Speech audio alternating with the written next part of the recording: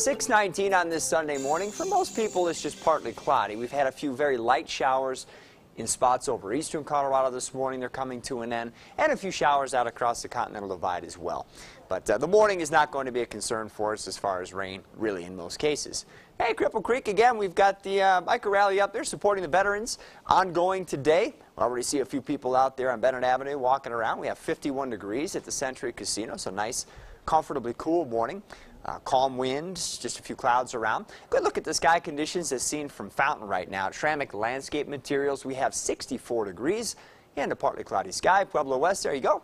See the sun coming up over the eastern horizon. It's pretty warm in Pueblo West right now. It's 71 degrees, and it's a little bit humid too. So you might have noticed maybe it was a little tough to get the house cooled down last night. So most areas are in the 60s to around 70. In eastern Colorado, we have 40s and 50s up high.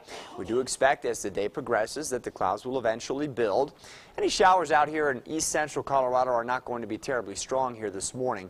Most of the activity will start to occur again this afternoon, and by 3 o'clock, you see skycast is showing the scattered storms developing primarily over the mountain areas. Some yellow on the map suggesting once again stronger cells could produce some heavy rain at times. We'll talk about our severe weather threat in just a moment. Highs today, maybe just a touch cooler than yesterday, but we're still talking upper 80s to mid 90s in much of eastern Colorado. So it's going to be a very warm afternoon prior to thunderstorms arriving. 70s and 80s should do it for the mountains and mountain valleys. As we move through the evening hours, you see a pretty good line of thunderstorms begins to move off the mountains and head east. Once again, some of the brighter colors signifying that chance for some heavy rain. The steering currents aloft are not very strong, and so especially over the southern half of our coverage area, these storms will move slowly. Localized flooding and maybe even some flash flooding will be possible with any storms that might encounter the burn scars.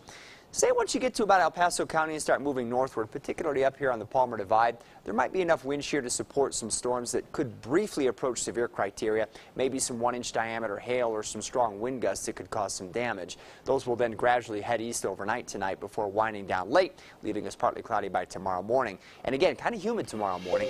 We'll still have plenty of water in the air for storms again tomorrow. So we'll go with about a 30% coverage on the storms here for the next couple of afternoons. Certainly the potential for heavy rain exists with any storms that can gain some strength. All storms could produce frequent lightning and gusty wind. Tuesday, I think as the cold front comes in, it'll be here late enough in the day that we'll keep the water in the air around for some more storms, but then afterwards it looks like we'll get quite cool and dry off. We may start with some low clouds around Wednesday morning. Those should clear, but highs only around 72. And we might have lows in the 40s Tuesday night into Wednesday morning, so certainly some better sleeping weather. It'll start warming up again later on next week. If we get some showers to develop, they're not likely to produce heavy rain once we get past the stuff we're going to deal with the next couple of days.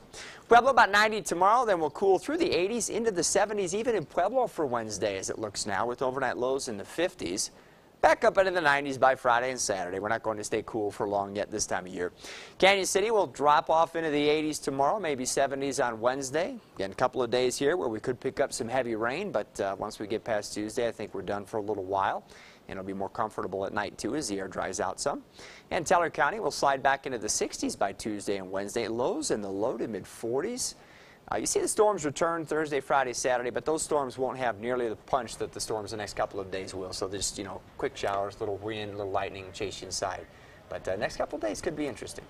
Well, and you and I were both talking about how just hot it was last night. So hearing that we can expect some cooler nights ahead is going to be great, at least for those of us who want to get a good night's sleep. Yeah, once the air dries out some, it cools more efficiently, and it's just more comfortable for sleeping. Exactly. Well, thank you so much, Marty. You're welcome.